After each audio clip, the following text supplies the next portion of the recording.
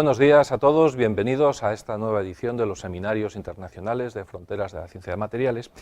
Y hoy tenemos con nosotros, como veis, a Felipe Gándara, que viene del Instituto de Ciencias Materiales, pero de lo que denominan Material Science Factory, que es un nombre que me parece precioso. No sé quién fue el ingenioso que se le ocurrió, pero le felicito desde aquí. Y nos va a hablar de un tema muy bonito, y es cómo ir desde lo más elemental, prácticamente, las moléculas. En la escala menor serían los átomos o los quarks, pero los quarks todavía no sabemos usarlos ni manejar y cómo conjugarlos, así que la escala de moléculas y átomos es lo mínimo que podemos manejar, a los frameworks, que no sé muy bien, a las estructuras, si queréis, macroscópicas, ¿no? Y todo esto con un objetivo, y es el desarrollo de nuevos materiales funcionales, materiales con una especificidad en su uso. Vale.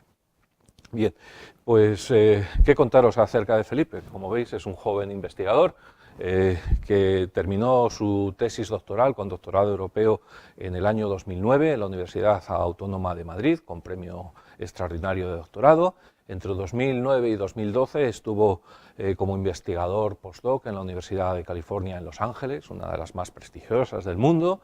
Posteriormente, del 2012 al 2014, pues estuvo también en la Universidad de California en Berkeley y en el Lawrence Berkeley National Lab, que es también otro de los sitios internacionales de referencia, uno de los grandes centros de investigación en Estados Unidos, que además seguro que te pidieron un montón de acreditaciones de seguridad en estos sitios. Algo pedías. Algo pedías. Y afortunadamente la ciencia española le ha podido repescar, lo cual no sé si es lo mejor para él, pero esto es un segundo plano, y ha regresado como investigador con futuro en el Instituto de Ciencias de Materiales de Madrid, y posteriormente pues ha conseguido una de las exiguas y muy difíciles conseguir becas Ramón y Cajal para la reincorporación de talento investigador. Es autor en estos momentos de más de 50 publicaciones científicas, con más de 4.000 citas, inventor de 6 patentes, 3 de ellas ya transferidas. Esto es importante, hay mucha gente que hace patentes, pero lo importante es poder transferirlas a las empresas para que se desarrollen. Con más de 30 contribuciones a congresos y participación en 14 proyectos de investigación, 2 de ellos ha sido el IP. Sus líneas de trabajo y de investigación pues se centran en la síntesis y el diseño de materiales funcionales, en el uso de la catálisis heterogénea, captura y almacenamiento de gas, pues, conductividad, y en el análisis y simulación estructural. Como veis, conjuga la parte experimental con la parte, si queréis, más de modelización. Y yo no os robo más tiempo, agradecer una vez más a Felipe que esté aquí, muchísimas gracias, y el tiempo es tuyo. Muchas gracias. A ti. Gracias por agradecer a José Ignacio por la invitación para participar en los seminarios y por la oportunidad para poder hablar de la química reticular y de cómo podemos diseñar materiales a través de la selección de las unidades básicas de construcción, en este caso moléculas, y cómo a través de ello, bueno, pues podemos crear materiales funcionales para aplicaciones muy determinadas y muy específicas. En la presentación, bueno, voy a empezar enumerando unos conceptos geométricos que son la base para el diseño estructural en este tipo de materiales, en los materiales reticulares que veréis enseguida. Después pasaré a mostraros ejemplos y un poquito la evolución histórica de esta química, y al final cómo hablaré sobre las aplicaciones y cómo estos materiales están dando lugar a nuevas soluciones para problemas tan importantes como la captura de CO2, el almacenamiento de gas natural, o incluso para poder llevar agua potable a sitios y a zonas áridas donde no hay fuentes de agua potable. Todo ello, como digo, a través del diseño estructural.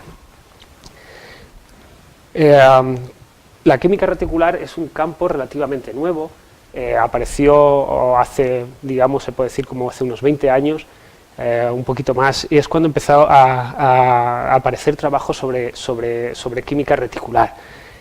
Cuando hablamos de química reticular y de materiales reticulares, lo que estamos hablando es de materiales que están construidos por la unión de unidades básicas de construcción moleculares, que se unen entre ellas a través de la formación de enlaces, que son enlaces fuertes, de lo cual dota a los materiales resultantes de una cierta robustez que es necesaria para su posterior aplicación. Además, el ensamblado de estas unidades de construcción se produce de forma que se obtienen estructuras periódicas, son materiales cristalinos y además podemos, gracias a la selección de las unidades de construcción y a sus características, diseñar cómo se van a formar, qué redes van a dar lugar, de ahí el nombre del área. En particular hay dos clases de materiales que han popularizado la química reticular y que son ahora mismo los más conocidos y en los que hay más grupos de investigación en todo el mundo trabajando. Por un lado son los Metal Organic Frameworks, o MOF, y por otro lado los Covalent Organic Frameworks, COFs.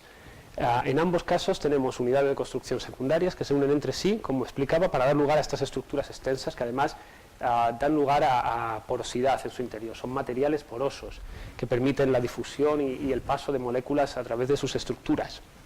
En el caso de los MOF tenemos la combinación, por un lado, de clústeres inorgánicos, que son representados aquí por estos poliedros azules, que se unen a través de ligandos orgánicos para dar lugar a estas estructuras tridimensionales. En el caso de los COF únicamente tenemos moléculas orgánicas que dan lugar a estructuras, enlaces covalentes, enlaces fuertes para formar las redes.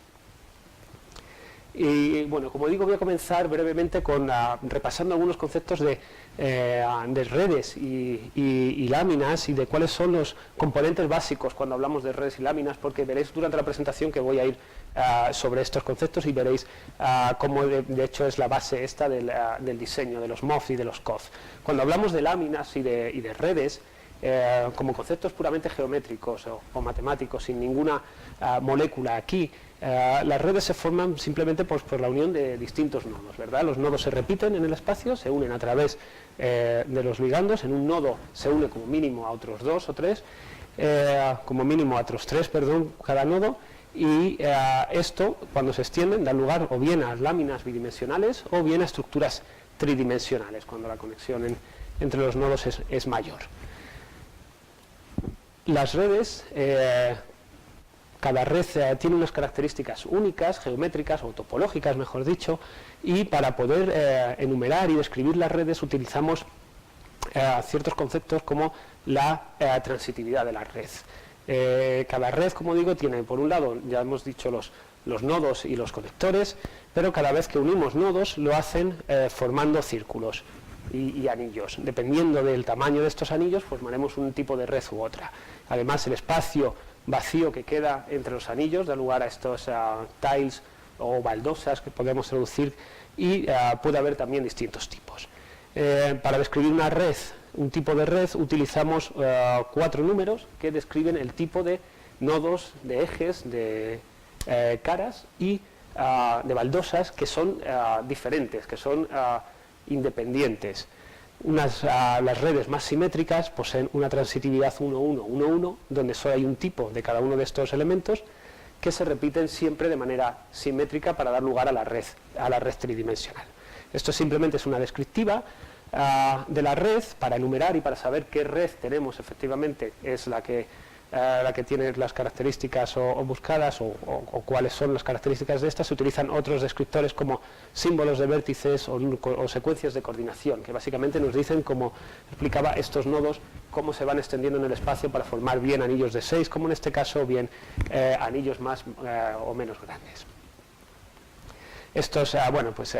Hay descripción de las redes que se pueden encontrar en las bases de datos que son de acceso libre, algunas que tienen unos acercamientos más matemáticos para generar la red, otras que ya están más centradas en la química reticular y en la relación entre las redes y los materiales reales, como la RCSR que podemos encontrar de acceso libre en la red, en Internet. Las láminas bidimensionales, igual que las redes, las formamos uniendo los nodos. Las más simétricas son las que poseen solo un tipo de eje. Esto quiere decir que todos, a lo largo de la extensión de la red, todos los ejes van a tener siempre la misma conexión de dos nodos equivalentes. Redes como las redes hexagonales, cuadradas, tipo honeycomb o Kagome y Kagome dual son las redes que poseen transitividad de eje, porque solo tienen un tipo de eje. En el caso de redes tridimensionales, en lugar de en láminas, que era la diapositiva anterior, encontramos 5 redes que son las que tienen una mayor simetría, porque tienen transitividad 1, 1, 1, 1.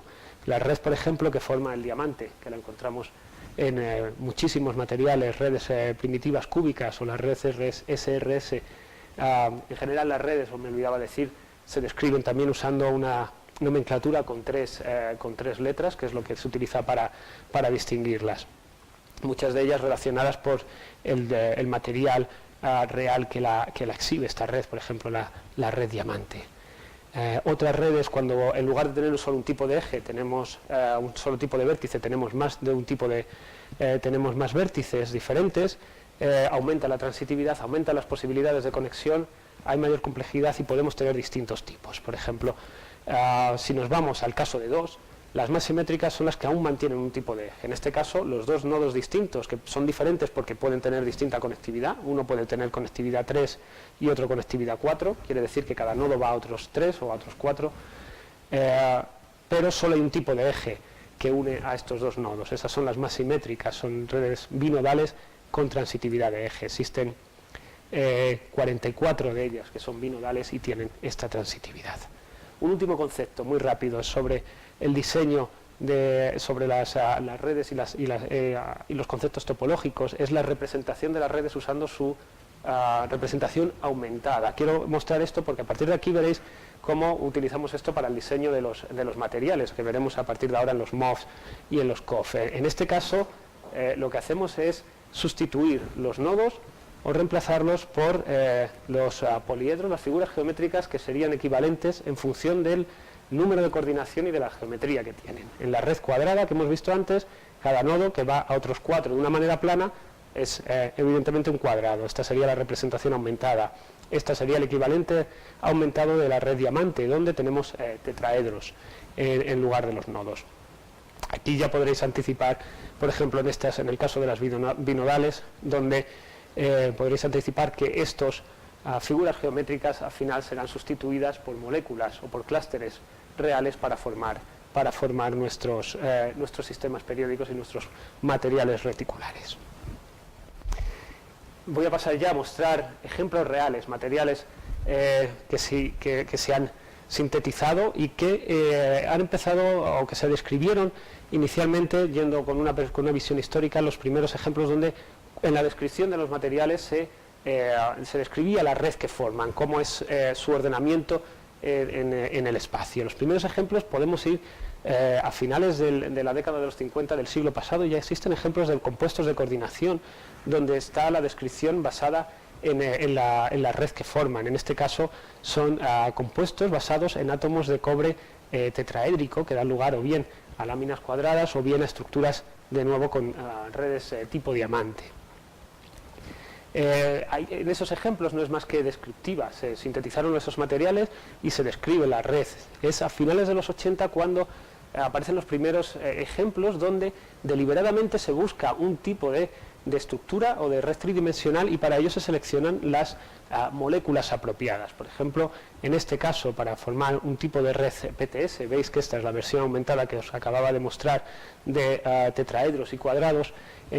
Para ello se utilizaron ligandos tipo porfirinas que tienen 4 puntos de extensión dando lugar a un cuadrado con ligandos o con centros de cobre tetraédricos.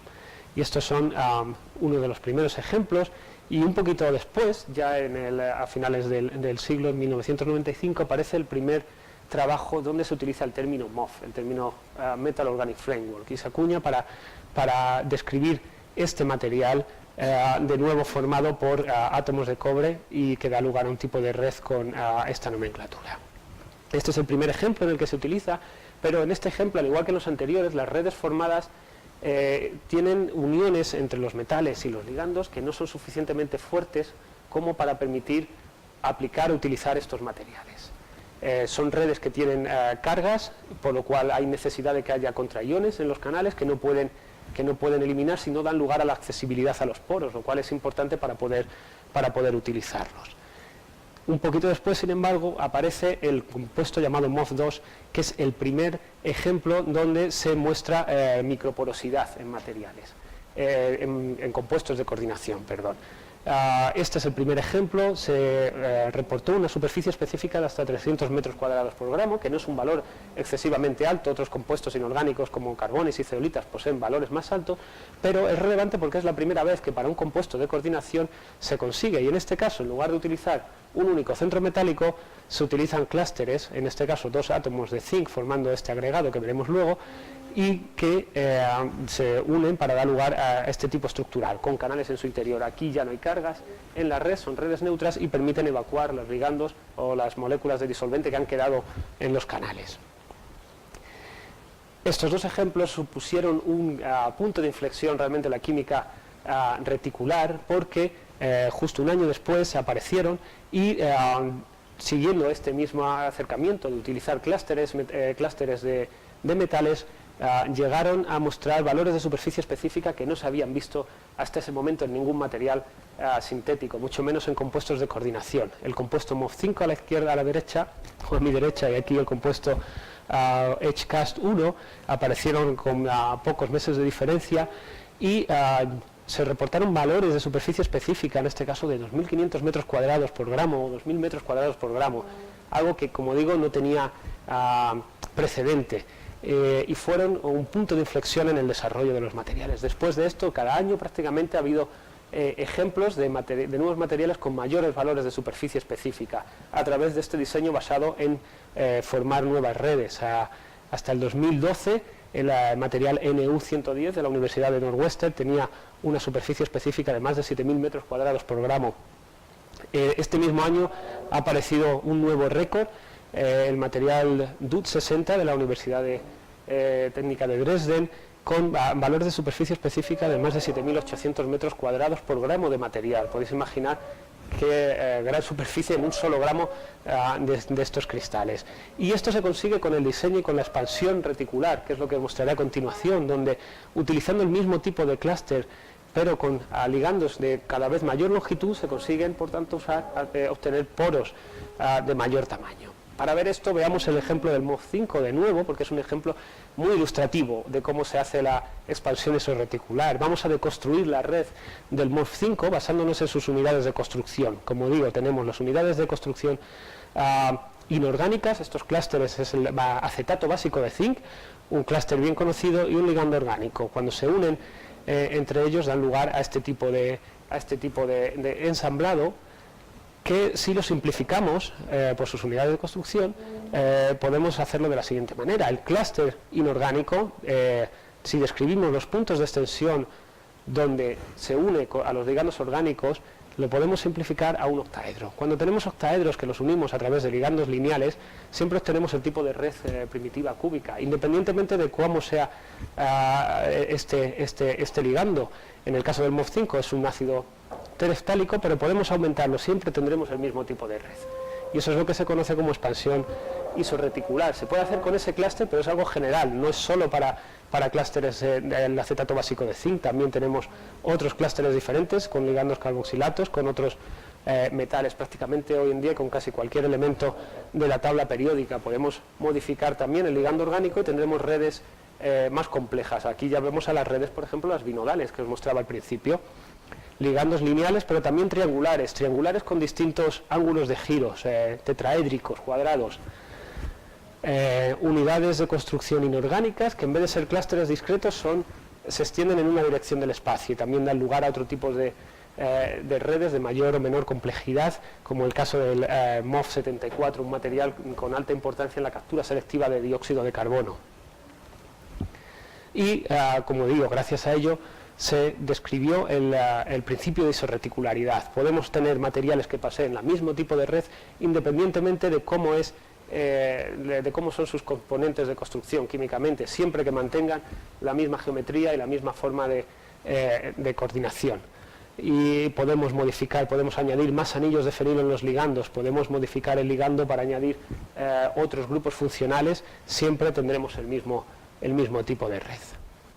Y este este diseño y este acercamiento es el que ha servido para hacer esta expansión isorreticular y llegar a estos valores de superficie específica tan impresionantes. La serie del MOF 200 con el mismo acetato básico de zinc, ligandos triangulares que vamos añadiendo más anillos fenilos. El material que mencionaba antes, el NU110, con átomos o clústeres de cobre y ligandos triangulares, pero con disposición diferente de los grupos carboxílicos. Aumentan de manera impresionante el tamaño de los poros. En otros casos queremos tener materiales que no tengan tanta superficie específica, pero que tengan una apertura de poro suficientemente grande que permita difundir otro tipo de moléculas. En algunos casos, si queremos, por ejemplo, difundir o incluir moléculas como proteínas o biomoléculas de mayor tamaño, en los ejemplos anteriores los poros están conectados por cavidades o por ventanas que no son suficientemente grandes. Utilizando un acercamiento parecido, pero una estrategia parecida, pero en este caso usando estas SBUs lineales, podemos hacer una serie de materiales donde la apertura del poro va a aumentar sin que la estructura colapse. ¿Qué hicimos para ello? Añadir anillos fenilos, desde un anillo de fenilo hasta 11 en esta molécula, para dar lugar a esta serie de materiales. El primero, todos ellos con las mismas características geométricas y topológicas, desde 1 nanómetro hasta 10 nanómetros de apertura, que permiten, como digo, incluir hasta proteínas en su interior. Podemos también modificar la conectividad de la unidad inorgánica y con ello obtener otro tipo de redes, también diseñadas para diferentes aplicaciones. El MOF, conocido como UIO66, un material que apareció hace 10 años y demostró una enorme estabilidad térmica. En este caso está formado, térmica y química, perdón. Este material lo podemos poner en disoluciones ácidas y en disoluciones básicas y mantiene su cristalinidad, mantiene la porosidad y no se ve atacado, gracias a que está formado por clústeres de circonio que tienen, en este caso, 12 grupos carboxilatos a su alrededor, dando lugar, cuando se conectan, a redes tipo FCU. Si cambiamos las condiciones de síntesis, podemos de hecho modular el número de coordinación de estos clústeres. Podemos poner, en lugar de 12 grupos carboxilatos, 10, podemos poner 8 o 6, y con la coordinación o con el cambio de los ligandos tendremos distintos tipos de redes, como las que representamos aquí, que se utilizaron para captura de agua, como os mostraré un poquito más adelante. La química reticular también permite hacer modificaciones en los materiales después de ser sintetizados, manteniendo la misma red. Siempre mantenemos estos principios de isorreticularidad. También podemos hacerlo, podemos hacer reacciones químicas en los cristales de los MOF, como si se trataran de moléculas en disolución. Podemos poner grupos funcionales que nos permitan hacer una transformación química posterior. Podemos también hacer cambios en las SBUs para generar centros activos, centros Open Metal Site, centros de coordinación de los metales que, una vez que se sintetiza el material, muchas veces poseen los centros de metálicos moléculas, ligandos de disolvente coordinados, que podemos eliminarlos con procesos de calentamiento y por ello tener centros metálicos que son muy activos, que permiten, por ejemplo, reaccionar de una manera muy rápida con moléculas, muy selectiva, con moléculas de gases, a utilizarse como catalizadores. En este otro caso, la transformación o la modificación en la unidad inorgánica está basada en el uso de este material que se modificó su SBU para que tenga un número de coordinación menor y que además cristalice con moléculas de ácido fórmico que pueden ser sustituidas después por grupo sulfato. El material resultante, una vez que se produce esta transformación, el material mantiene su cristalinidad, el mismo tipo estructural, pero además posee propiedades de superacidez. Todo ello siendo un material sólido que se puede manejar, no es corrosivo, y con superficies específicas de más de 2.000 metros cuadrados por gramo, por lo cual tenemos centros superácidos que son muy accesibles a través de la entrada por sus canales. En el caso de los ligandos se han reportado muchísimos tipos de ejemplos de reacciones postsintéticas y de modificaciones postsintéticas. Algunas hay que hacerlas porque si queremos incluir ciertos grupos funcionales como estos catecoles, puede que interfieran durante el proceso de síntesis del MOF. entonces conviene hacer una reacción, una transformación postsintética para poder desprotegerlos o para poder incluir otros centros metálicos que no podría hacerse si lo hacemos en un solo paso, o para hacer modificaciones consecutivas. Este es un ejemplo de hasta 7 transformaciones consecutivas en MOF basadas o inspiradas en la síntesis de péptidos, donde usando pequeños aminoácidos se van añadiendo secuencialmente hasta llegar a un ejemplo de un poro que tiene una funcionalidad muy compleja con hasta 6 distintos aminoácidos incorporados en su interior. La otra clase de materiales que pertenecen a la familia de materiales reticulares que se están estudiando extensivamente son los Covalent Organic Frameworks. En este caso, como explicaba al principio, sus componentes químicos son moléculas orgánicas, no tenemos cationes metálicos. Los materiales resultantes tendrán, por tanto, otras propiedades y otras aplicaciones diferentes a las que nos darían los MOFs, gracias a que no hay presencia de estos otros cationes. Formalmente se pueden considerar polímeros porque están basados en la repetición de monómeros orgánicos. La diferencia aquí es que esta repetición se da de forma que se obtienen estructuras cristalinas, por lo tanto es una repetición ordenada y además presentan porosidad, hay accesibilidad a su estructura.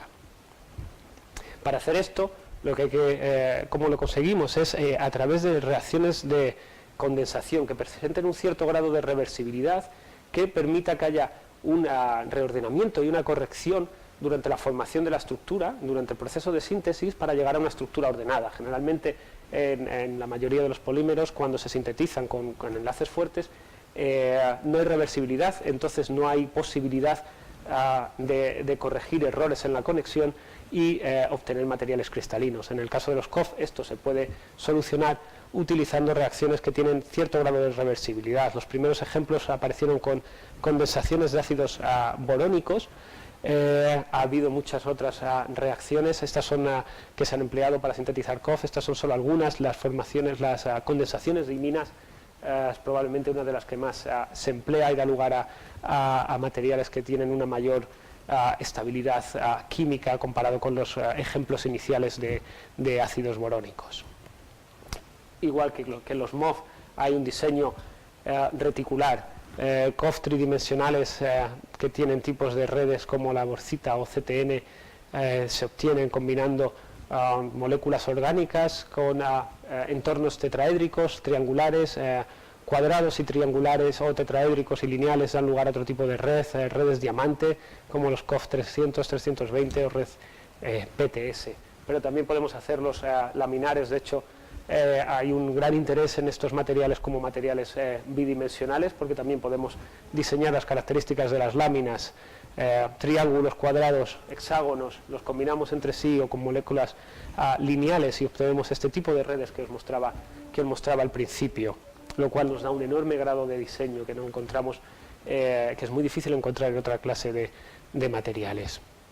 Y además con características y propiedades que son muy útiles, que pueden ser, por ejemplo, dotarles de alta movilidad de carga, hacer láminas que tengan porosidad y a la vez permitan el transporte de carga, por ejemplo, usando moléculas basadas en porfirinas que forzamos a que apilen con una cierta secuencia a través de la selección de las condiciones de síntesis y de los otros ligandos lineales, y tienen altos valores de movilidad de carga, como fueron el ejemplo COF 366 y 66 que publicamos hace ya 7 años. Los COF también los podemos sintetizar sobre superficies para hacer materiales realmente bidimensionales que tengan espesores de una o de dos o de pocas láminas.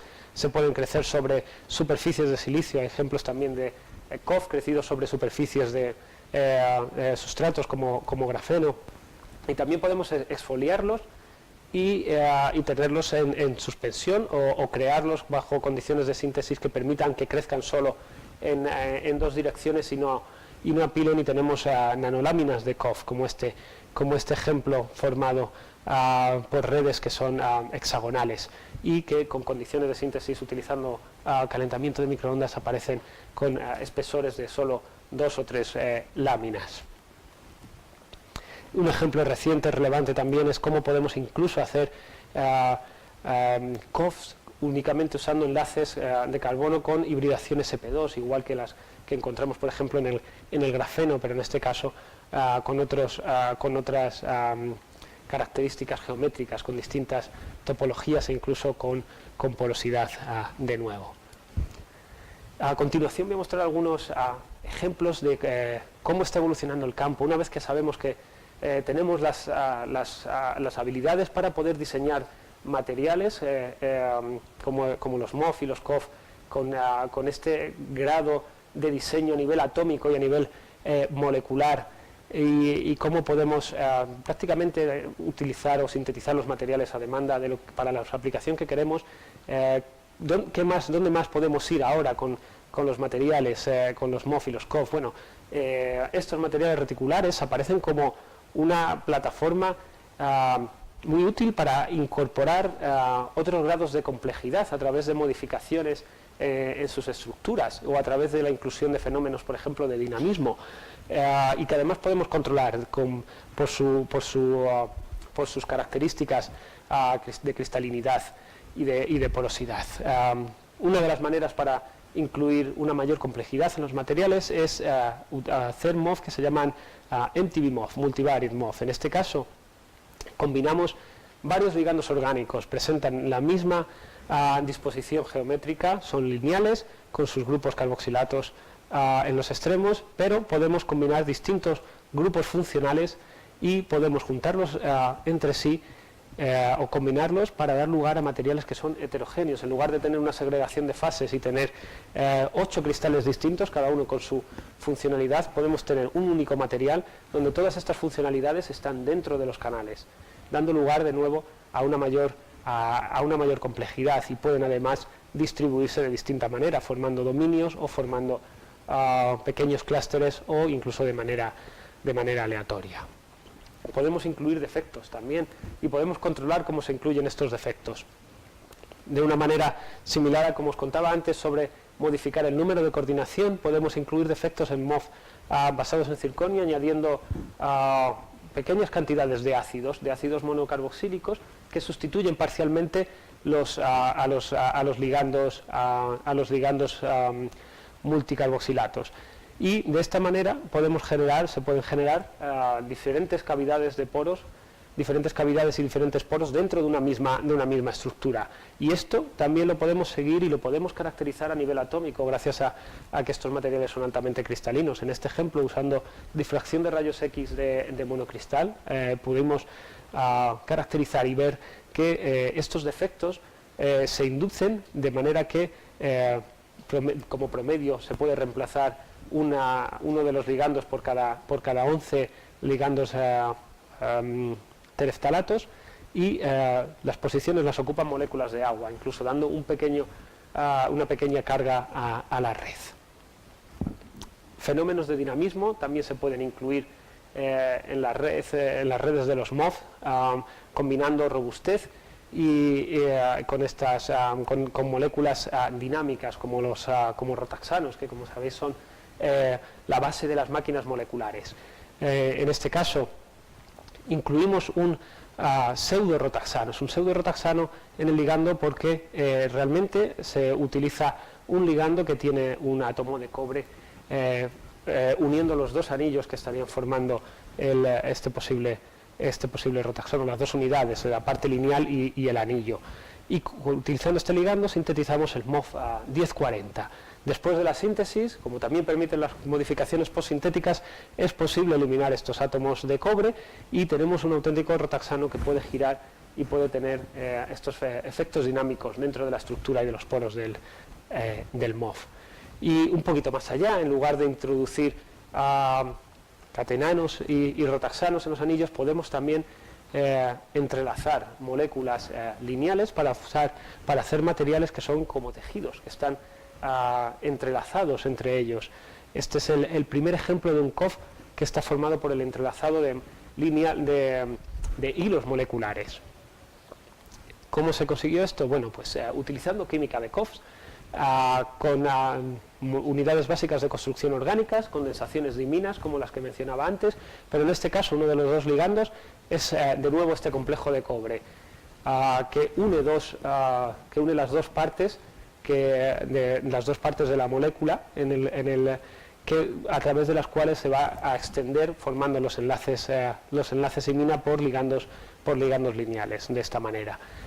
El material resultante es altamente cristalino, la estructura se pudo resolver utilizando difracción de rayos X de polvo, microscopía electrónica y difracción de electrones, para ver que da lugar a una red con esta topología tipo diamante de nuevo, pero que además podemos después eliminar estos átomos de cobre, de forma que la estructura resultante solo tiene enlaces mecánicos entre ellas, no hay enlaces covalentes entre los distintos hilos que están aquí representados en color azul y naranja.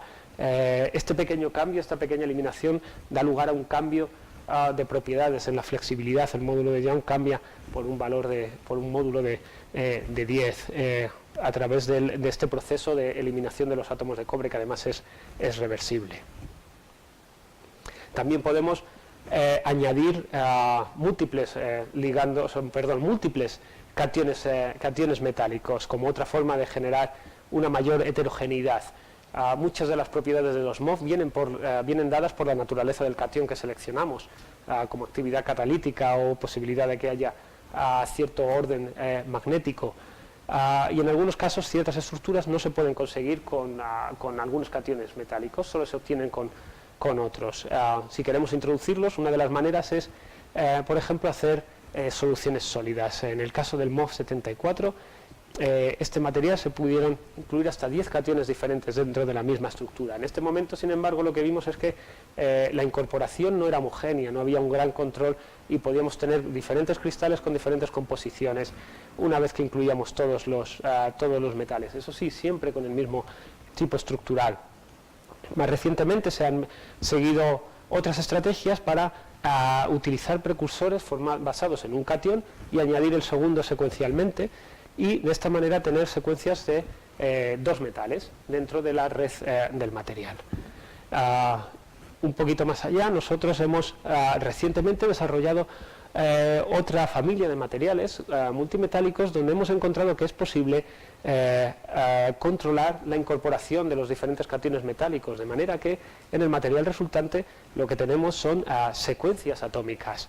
A través de la selección del tipo de red, de las condiciones de síntesis y de las proporciones iniciales de los metales, podemos obtener el mismo tipo estructural basado en el mismo ligando y la misma topología, pero que combinen, por ejemplo, diferentes secuencias, donde en el interior tengamos únicamente uno de los cationes, en algunos casos en el exterior tenemos otro catión y en el centro secuencias y distribuciones multimetálicas.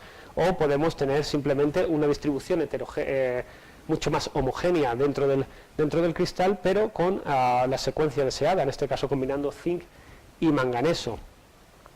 Además, gracias a que controlamos los procesos de la cinética de la cristalización y dándole un código molar inicial, podemos formar distintos tipos de secuencias, todo dentro del mismo material, y controlar a nivel atómico y también a nivel nanoscópico cómo se distribuyen los cationes, y con esto podemos modular propiedades como las propiedades magnéticas. En algunos de estos materiales exhibían orden ferromagnético.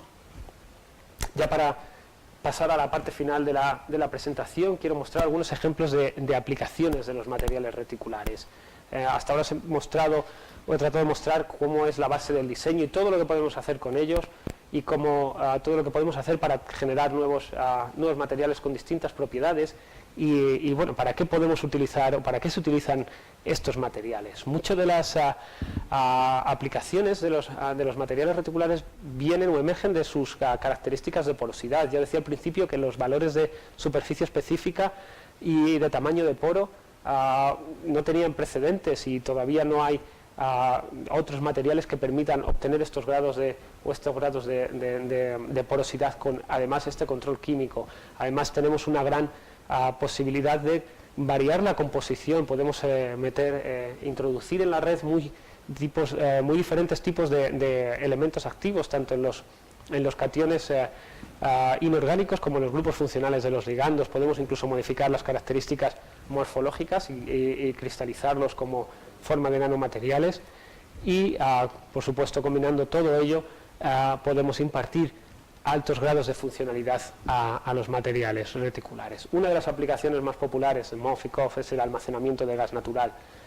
Si queremos utilizar el gas natural, el metano como alternativa para vehículos propulsados por este gas en lugar de gasolina, necesitamos, sin embargo, tener algún material que permita la absorción y el transporte de una manera eficiente. El metano, el gas natural, tiende a ocupar un gran volumen y, por lo tanto, es más difícil transportarlo o utilizarlo en vehículos. Para ello podemos diseñar materiales que tengan propiedades de absorción específicas que nos permitan, por ejemplo, absorber grandes cantidades de metano, pero solo a partir de ciertas presiones, de forma que en la presión de trabajo del material podemos utilizar una gran cantidad de metano. Esto se puede conseguir diseñando la estructura para que sean algunos MOF tengan ciertos grados de flexibilidad, de forma que hasta que no se pone bajo una cierta presión de metano no se abren los poros. Cuando estamos bajo esa cierta presión, el material se expande y ya son capaces de almacenar una mayor cantidad. En la actualidad, ejemplos recientes de materiales que tienen capacidad de absorber gas natural y que además se pueden procesar en forma de monolitos, se han llegado a obtener capacidades de absorción en términos volumétricos, esto es cantidad de metano absorbido por volumen de material, que están cerca y llegando ya a los objetivos del Departamento de Energía de Estados Unidos para el transporte, para el uso y el almacenamiento de metano en vehículos. Otra aplicación importante también es la captura de CO2 selectiva. Si queremos evitar las emisiones de CO2 a la atmósfera, podemos pasar los flujos de gases contaminantes a través de estos materiales porosos y que el CO2 se quede atrapado en los poros y de esta manera evitamos, como digo, que se emita. El reto aquí es que cuando emitimos CO2, el CO2 no se emite como un gas puro, sino que está mezclado con otros gases y también con moléculas de agua. La captura selectiva es difícil porque en la mayoría de los casos también se incluyen los otros componentes, lo cual hace que la capacidad de absorción disminuya de una manera significativa. Una forma de solucionar esto es hacer materiales que sean muy hidrofóbicos, por ejemplo, y podemos capturar el CO2 en los poros, mientras que las moléculas de agua pasan a través de los materiales. También, gracias a que podemos diseñar la geometría de los canales de los materiales, se pueden utilizar para procesos de separación. Separar gases o isómeros, por ejemplo, de hexano, son procesos que son energéticamente muy demandantes porque tienen puntos de ebullición y puntos de fusión muy similares y, por lo tanto, es muy difícil separarlos. Sin embargo, en algunos casos se pueden diseñar MOF y se pueden incluso procesar como membranas, de forma que permitan la separación de gases que tengan radios cinéticos muy similares, que con otros procesos sería difícil separar, o distintos isómeros, en este caso de hexano.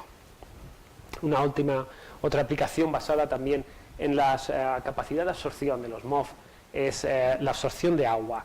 La absorción de agua puede tener distintas aplicaciones. Una es para el uso en baterías térmicas. En este caso, la absorción de agua, los procesos de absorción y desorción son procesos que son exotérmicos o endotérmicos respectivamente, y si utilizamos materiales porosos, por ejemplo, en vehículos propulsados por motores eléctricos, podemos utilizar baterías térmicas que serían auxiliares, de forma que gracias a través de estos procesos de absorción y desorción podemos utilizar el calor que se genera o que se utiliza durante estos procesos para climatizar los habitáculos de estos vehículos. De esa manera no utilizamos la energía eléctrica del motor o de las baterías principales, pero para ello necesitamos que la absorción ocurra a presiones relativas muy específicas, lo cual se puede hacer gracias al cambio o al control en el tipo del poro. Dependiendo del tamaño del poro que usemos en el MOF, la absorción ocurrirá a ciertos valores de presión y de humedad relativa.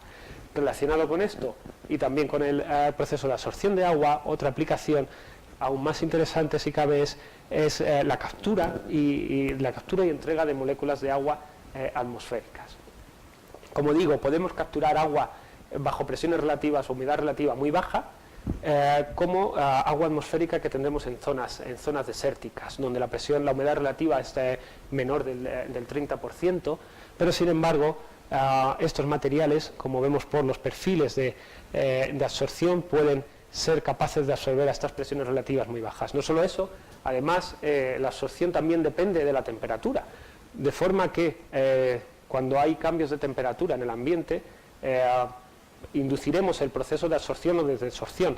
Por la noche, con la temperatura es menor, se favorece la absorción, podemos capturar el agua de la atmósfera. Durante el día, una vez que son expuestos al sol, ese agua se libera del material, dando una fuente alternativa de agua potable. Esto viene a través del diseño reticular y de la caracterización de los materiales. Podemos localizar, gracias a que son materiales cristalinos con técnicas cristalográficas, dónde se colocan en los poros las moléculas de agua. Podemos modificar estos clústeres para que formen los enlaces con una fortaleza determinada y que además induzcan la formación de nuevos enlaces y se crea una red de agua en el interior de la red de los poros, como aquí probamos en este caso con este material basado en circonio que después se ha utilizado para estas aplicaciones. Ya existen prototipos, de hecho, que se están utilizando para esta aplicación de captura de agua. Para terminar, una última aplicación de estos materiales se encuentra en el campo de la catálisis heterogénea. Al ser materiales tan porosos, permiten que haya una gran accesibilidad de centros activos en su interior. Estos centros activos pueden estar en las unidades inorgánicas, en los centros metálicos, pueden estar en los ligandos orgánicos, o podemos incluso encapsular nanopartículas u otros centros activos y estabilizarlos y hacerlos accesibles. Podemos modificar el entorno del poro químicamente, introduciendo distintos grupos funcionales para que tengan una mayor o una menor hidrofobicidad. En este caso, un MOF basado en vanadio, su actividad catalítica es muy diferente dependiendo de si en los ligandos añadimos grupos metilos. Cambia la hidrofobicidad, se favorece la reacción catalítica buscada, en este caso una oxidación de metano. Además, como digo, insisto, los grandes niveles de porosidad y de control en la apertura de poro permiten también difundir múltiples moléculas. Este material que hemos desarrollado aquí en el Instituto de Materiales le llamamos Indio PF110 y tiene una apertura de poro de cerca de 3 nanómetros. Y además, a través de sus canales hay una gran accesibilidad de átomos de indio, que son unos centros ácidos de Lewis muy activos. Gracias a que esta apertura suficientemente grande permite difundir varias moléculas a la vez y dar lugar o permitir que se formen reacciones multicomponentes. Las reacciones multicomponentes utilizamos varias moléculas que deben reaccionar a la vez, pero deben de hacerlo de una forma específica para que no haya formación de otros subproductos. Y gracias a que tenemos aquí el catalizador adecuado, el centro metálico adecuado y tenemos el tamaño de poro adecuado, tenemos una gran actividad y una gran selectividad para esta reacción, en particular la reacción de Strecker, que se utiliza para hacer precursores de aminoácidos. También podemos fijar CO2, no solo capturarlo, sino que también luego podemos hacer que reaccione el CO2 con otras moléculas y de esa forma fijarlo y poder luego extraerlo y pasarlo, por ejemplo, a utilizar moléculas que tengan un mayor valor añadido. Este material, también desarrollado aquí en Madrid en colaboración con un grupo de Vietnam, está basado en clústeres de circonio, pero de nuevo dan lugar a un tipo de estructura hexagonal donde tenemos varios centros activos, no solo los átomos de circonio, sino que también tenemos centros ácidos de Bronsted, lo cual permite fijar CO2, capturar CO2 y además hacerlo reaccionar con epóxidos que se han formado a través de alquenos y convertirlos con una alta eficiencia y selectividad bajo presiones muy bajas de CO2 y con temperaturas relativamente bajas. Con esto concluyo la presentación. Los mensajes que me gustaría haber podido transmitir aquí es primero, popularizar aún más el el campo de la química reticular, mostrar cómo los materiales reticulares, los MOFs y los COFs, son materiales con alto grado de diseño, que es muy difícil encontrar otra clase de material que pueda ser diseñado hasta este nivel, como los COF, y que el diseño está basado en consideraciones geométricas y topológicas, no es simplemente mezclar las moléculas y los ligandos y ver qué ocurre, sino que tenemos un diseño basado en el tipo de red que formemos y que dependiendo de estas redes podremos tener distintas aplicaciones. Además, al ser cristalinos, el control estructural que nos permite es enorme hasta a nivel atómico, y podemos además variar la composición prácticamente virtualmente de manera infinita con las combinaciones tanto de cationes como de ligandos. Además, son estupendos candidatos para desarrollar las siguientes generaciones de materiales complejos, que sean materiales más inteligentes y adaptables, ya que nos proveen esta plataforma de control y además de flexibilidad y de heterogeneidad. Y para acabar, por supuesto, agradecer al grupo en el Instituto de Materiales de Madrid, del grupo de materiales multifuncionales y supramoleculares, a colaboradores habituales que han participado en algunos de los ejemplos que os he mostrado, grupos como el del profesor Yagui, que fue mi supervisor postdoctoral y que es uno de los pioneros en esta química. Muchos de los ejemplos que he mostrado al principio de la charla y durante la mitad de la charla son trabajos que desarrolló y bueno, y a otros colaboradores.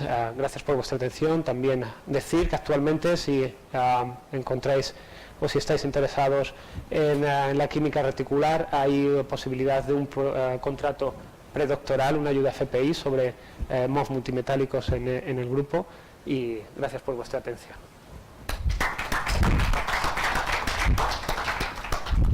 Muchísimas gracias, Felipe, por esta entusiasta charla, que nos has hecho un recorrido, yo creo que por la historia o por la vida íntima casi, los MOFs y materiales cercanos a ellos. Y muchas gracias por el ofrecimiento a nuestros alumnos para que puedan hacer una tesis doctoral. No sé si aquí hay alguno dispuesto o en condiciones de, porque hay que tener el máster terminado, si no recuerdo mal. Creo que sí, no conozco bueno, las bases de la convocatoria. Pero igual podéis expandir la convocatoria a algún amigo conocido que esté interesado. Y bueno, llega el turno de preguntas. Os invito, como siempre, a participar. Yo no sé si es la vergüenza o este síndrome de alumno de primer curso, en este caso de máster. Quizá mucha información. Sí, bueno, pero yo, mientras lo piensan, si alguien se anima, tengo una pregunta, nos has contado al final un montón de aplicaciones distintas, muy interesantes, y la pregunta, si quieres, más ingenieril, es ¿cuál de ellas está más cercana o se está implementando de forma industrial ya para desarrollo? Pues hay ya compañías que están comercializando MOF de una manera comercial para varias aplicaciones. Una de ellas, con base en Northwestern, si no me equivoco, comercializa MOF para el transporte de gases tóxicos. Han desarrollado botellas de gases donde incluimos estos materiales, uno en particular que no se sabe cuál es, lógicamente lo tienen protegido, y lo que permite es que captura el gas a presiones que son menores que la presión atmosférica, y podemos transportarlo a muy bajas presiones gracias a que está dentro de los canales del material. Con esto lo que se consigue es disminuir el riesgo de que el gas salga de la bombona siendo gases tóxicos. Claro, en caso de un accidente, claro, la pérdida de gas de una botella de presión saldría, claro, aquí sería mucho más difícil. Y esa es una aplicación que ya existe comercial. Hay materiales también que se están utilizando para hacer plásticos, para envases alimenticios, donde gases o moléculas que se generan durante, pues cuando los alimentos se están descomponiendo, se absorben dentro del material y evitan que siga descomponiéndose aún más. El transporte de metano también es otra aplicación. hay algunos materiales que permiten multiplicar hasta por 3 la capacidad de las botellas de gas gracias a que se incorporan, y compañías como BASF están muy interesadas y trabajando en estos materiales para estas aplicaciones. Entonces, nos acaba de dar una pista importante nos dedicamos a la ingeniería, es que además son baratos. Bueno, algunos de ellos, ¿no? Si se usan en alimentación, es que no... Hay algunos, claro, depende que pueden ser muy accesibles para aplicaciones casi del día a día. Algunos son más depende, como hay una enorme variabilidad, sí. Depende muchísimo, por supuesto, del ligando que se utiliza y del metal. Se tiende a utilizar o a desarrollar cada vez más MOF basados en aluminio, magnesio, hierro, que son mucho más, que son más baratos, y ligandos que sean también más accesibles, moléculas que no sean demasiado exóticas en cuanto a su funcionalización, lineales, ácidos como el ácido fumárico, que es relativamente barato, y existen materiales que ya se comercializan con estos componentes. No sé si tenéis alguna pregunta, os la habéis pensado, os animáis, ¿no? Sí, por favor. Te vamos a pasar el micrófono para recoger mejor la pregunta, si no te importa. A ver, vamos a ver, prueba.